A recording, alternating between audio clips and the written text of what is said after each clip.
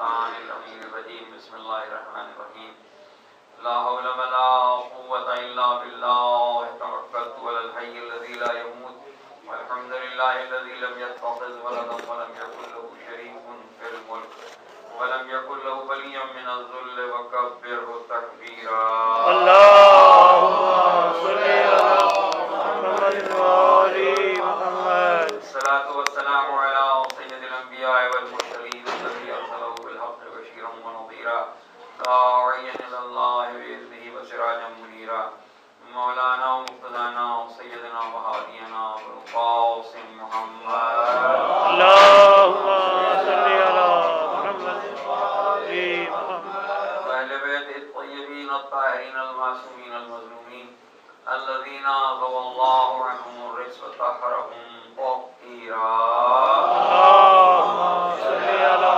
محمد وعلى محمد اما بعد فقد قال الله سبحانه وتعالى في محكم كتابه المبين وهو أصدق القائلين قل لا أسألكم عليه أجرا إلا المودة في القربى اللهم صل على محمد وعلى محمد مؤمنین کرام، آپ کو زیادہ زحمت دینا مقصود نہیں ہے کیونکہ جلوس اپنے راستے پر آ چکا ہے اور آپ حضرات اس میں شرکت فرمائیں گے اور یہاں پر انشاءاللہ جلوس پہنچے گا، یہاں اس کا اہتمام ہے، اس میں بھی آپ شرکت فرما کر ثواب ادارہ حاصل فرمائیں۔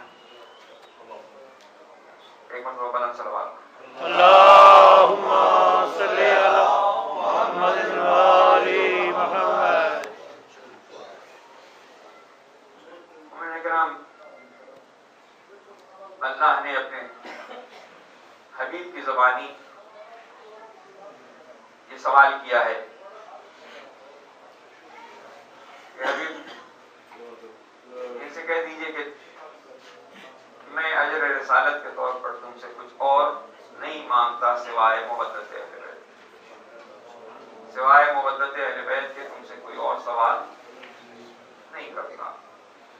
یہ سوال پیغمبر نے نہیں کیا ہے بلکہ اللہ نے کیا۔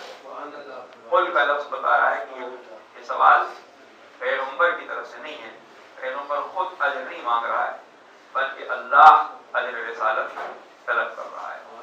اور اجر رسالت ہے کیا، یہ آپ کو اور ہم کو معلوم ہے کہ دین اپنی جب آخری منزل میں پہنچا اور پیغمبر کونین نے آخری حج کا خطبہ دے دیا تو راہ مکہ و مدینہ میں غدیر کے مقام پر ایک آیت نے اتر کے کہا یا ایھا الرسول بلغ ما انزل الیک من ربک، حبیب آپ کو پیغام پہنچا دیجئے جو آپ پر نازل کیا جا چکا ہے۔ اور اس کے بعد یہ ارشاد ہوا وَإِن لَّمْ تَفْعَلْ فَمَا بَلَّغْتَ رِسَالَتَهُ، اور اگر آپ نے ایسا نہ کیا تو گویا کوئی کار رسالت آپ نے انجام نہیں دیا۔ معلوم ہوتا ہے کہ پورا کار رسالت ایک طرف اور یہ ہم ایک طرف، اس کے معنی یہ ہے کہ سارے دین کو مجتمع کر کے جس چیز میں پنہا کر دیا گیا وہ ہے ولایت علی بن ابی طالب۔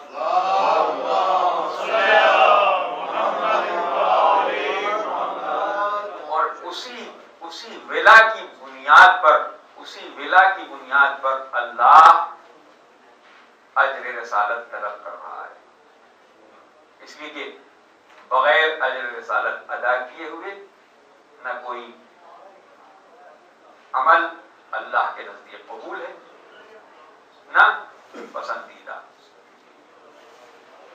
نماز اپنی جگہ پر بہت اہم فریضہ ہے، روزہ بہت اہم عبادت ہے، حج انتہائی اہم عبادت ہے، زکوٰۃ انتہائی اہم عبادت ہے، لیکن یہ ساری عبادتیں صرف اس وقت اللہ کے نزدیک قابل قبول ہیں کہ جب اجر رسالت ادا کر دیا جائے۔ اور یہی گفتگو کر کے میں آپ کی زحمت کو تمام کرنا چاہ رہا ہوں کہ ہمارے 8ویں امام رضا علیہ السلام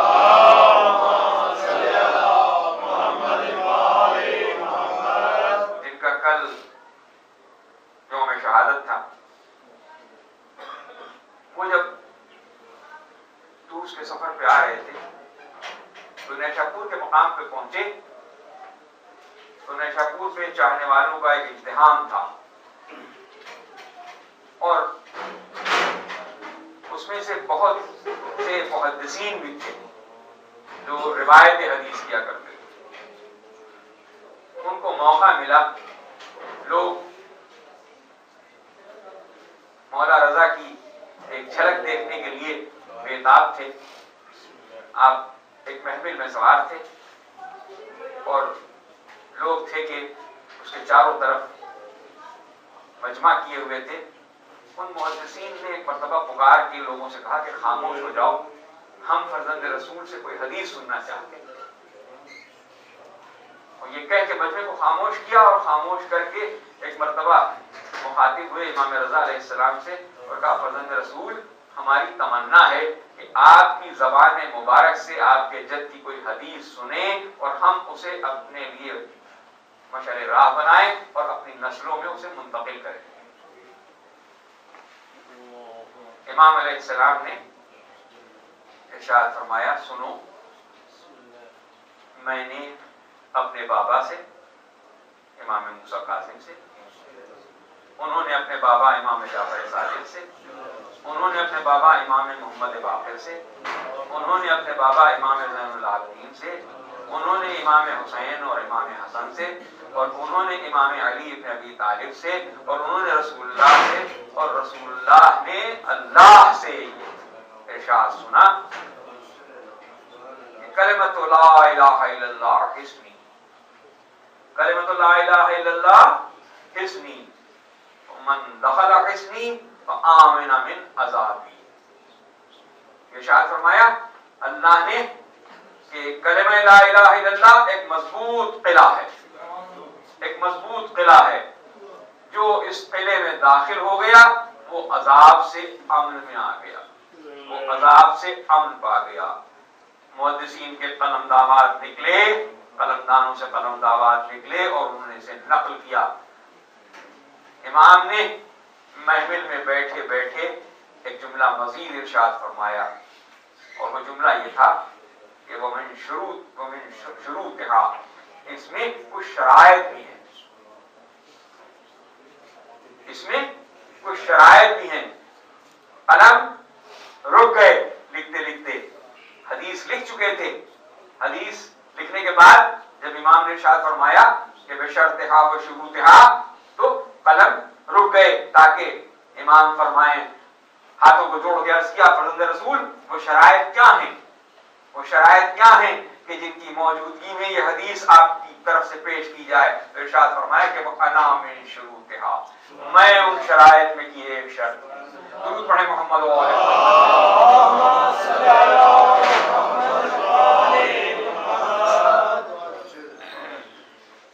محترم، کل امام رضا علیہ السلام کی شہادت کا دن تھا، اور آپ کی شہادت جس بے کسی اور بے بسی کی حالت میں ہوئی ہے وہ رونے کے لیے کافی ہے کہ آپ کا لقب ہی غریب الغرباء، غربت میں موت آئی، غریب الغرباء۔ میں زیادہ دیر مصائب کی زحمت آپ کو نہیں دوں گا، آج چہروں کا موقع بھی ہے۔ امام رضا علیہ السلام کی شہادت سے پہلے امام نے اپنی خواہر عزیزہ کو جناب فاطمہ، جو آپ کی سگی بہن ہیں، جناب معصومہ قم، ان کا قم میں روضہ ہے، ان کو خط لکھا تھا کہ میں گرفتار بلا ہوں، میں تمہارے پاس تم سے ملنے نہیں آ سکتا، ہو سکے تو تم چلی آؤ۔ اور یہ خط جب شہزادی کو ملا تو شہزادی نے اہتمام کر کے رخت سفر باندھا، اور رخت سفر باندھ کے روانہ ہوئی۔ منزلیں طے کرتے کرتے اس منزل پر پہنچی جہاں منزل ساوا کہلاتی ہے. وہاں تک پہنچی تھیں کہ اچانک علیل ہو گئیں اور قم وہاں سے قریب تھا. قم کے مومنین نے جب شہزادی کے آنے کی خبر پائی تو وہ استقبال کے لیے گئے اور استقبال کر کے شہزادی کو قم میں لے آئے. شہزادی کو فروخت کیا اور بی بی نے ایک عجیب عالم دیکھا کہ ایسا معلوم ہوتا ہے کہ پورا شہر سوگوار ہے.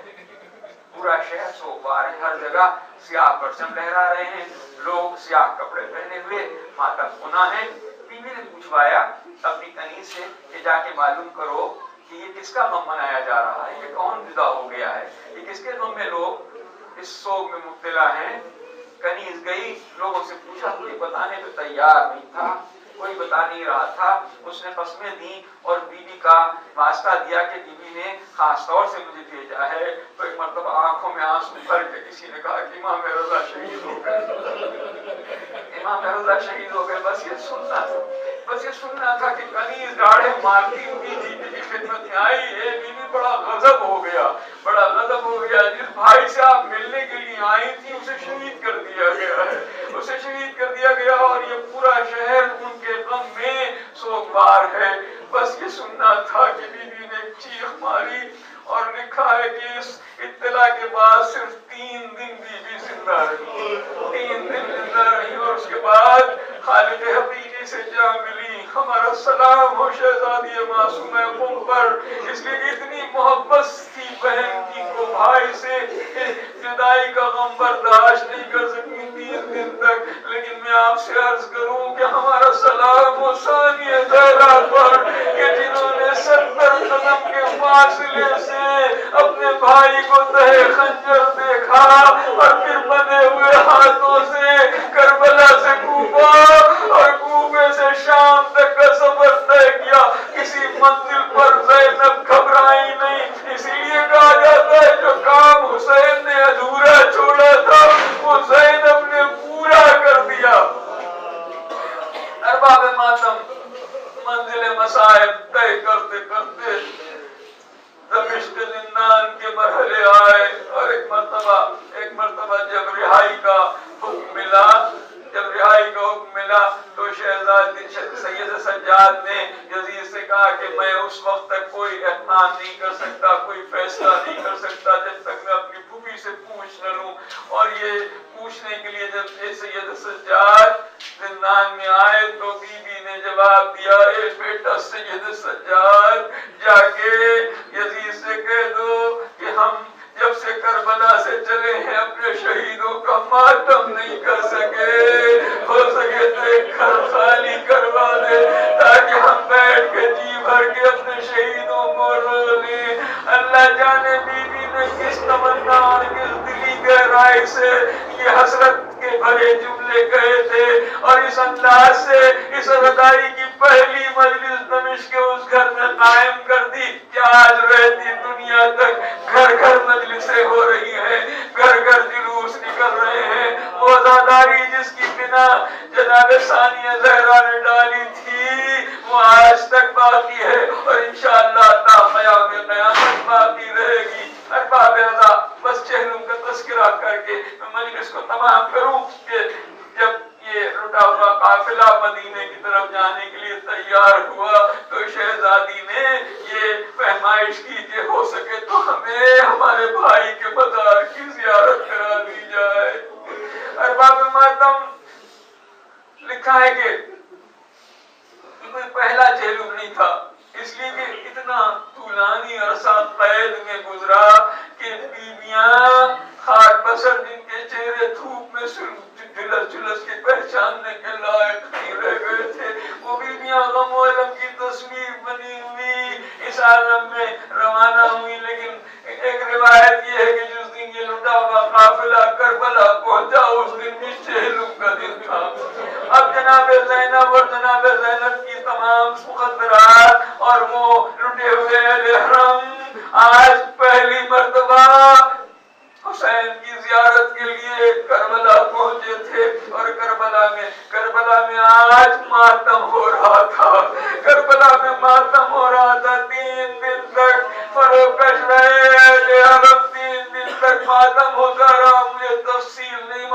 لیکن میرا دل کہتا ہے فرما قاسم کو یاد کر کے رو رہی ہوں گی، لیلا علی اکبر کا ماتم کر رہی ہوں گی، زینب حسین کی مائتی بیٹی بھی ماتم کر رہی ہوں گی، بیویاں اپنے اپنے عزیزوں کو رو رہی ہوں گی، اپنے اپنے عزیزوں کا ماتم کر رہی ہوں گی۔ اور ایک مرتبہ جب 3 دن گزر گئے اور 3 دن گزرنے کے بعد جب قافلہ جانے کے لیے تیار ہوا تو اونٹ لائے گئے اور لا کے بیویوں کو سوار کرایا گیا۔ زینب اس اہتمام میں بھی آگے آگے تھی، ایک ایک بیوی کو سوار کرا رہی تھی۔ اس کے بیوی کی ذمہ داری یہ تھی کہ جب 11 محرم کو لٹا ہوا قافلہ یہاں سے چلا تھا تو بیوی نے بنے ہوئے ہاتھوں سے تمام مخدرات کو سوار کرایا تھا۔ آج بھی بیوی یہ اہتمام کر رہی ہے، تمام بیویاں سوار ہو رہی ہیں۔ ایسے میں اچانک نگاہ پڑی کہ کوئی بیوی مزار حسین کے پائے سر میں اڑائے بیٹھی ہوئی بیان کر رہی ہے۔ قریب آگے دیکھا، پوچھا یہ کون ہے؟ پتہ چلا یہ بھابھی ام رباب ہے جو آقا کے قدموں سے لپٹی ہوئی بیان کر رہی ہے۔ شانہ ہلا کے پوچھا بی بی مدینے نہیں چلو گی؟ روتے ہوئے جو جواب دیا وہ آپ کے رونے کے لیے کافی ہے۔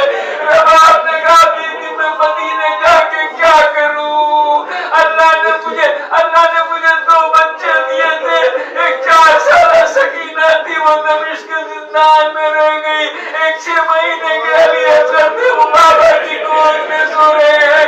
یہ میرے والی کی قبر ہے، آپ مجھے یہیں رہنے دیں، میں یہیں زندگی گزار لوں گی۔ جو کوئی ظاہر پوچھتا ہوا آئے گا تو میں کہوں گی فریاد از غریبیوں میں یار یہ حسین وجنا لاہور دم بدموزا یہ حسین۔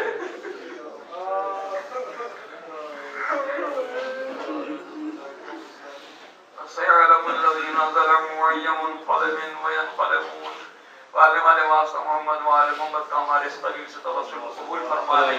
پروردگار جميع مومنین مومنات کے حوائج شرعیہ کو پورا فرما دے۔ جتنے مومنین بیمار ہیں سب کو شفاء کاملہ عاجلہ عطا فرما۔ پروردگار جن کے گھر میں کوئی پریشانی ہو اس پریشانی سے نجات دے۔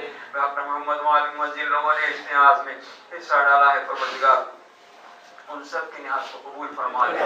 خاص طور سے ذوالفقار صاحب جن کے ذریعے سے اچھا خاصا اہتمام اس نیاز کا ہوا ہے، پروردگار ان کی توفیقات خیر میں اضافہ فرمائے، تمام غم والوں میں دنیا سے دور رکھے۔